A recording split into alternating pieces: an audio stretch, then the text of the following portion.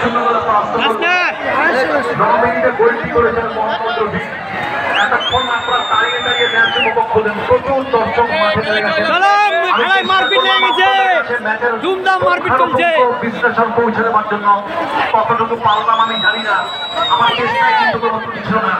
আপনাদের সকলকে ধন্যবাদ, আপনাদের সকলকে আবার অনেক অনেক শুভেচ্ছা। আমি মাইক্রোফোনের বাইরে, ভালো থাকবেন, হাত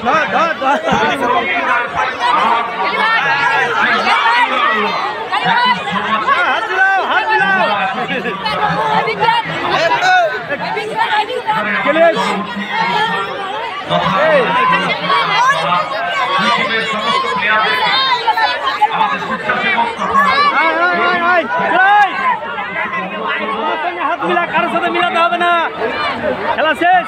সুস্থভাবে আমাদের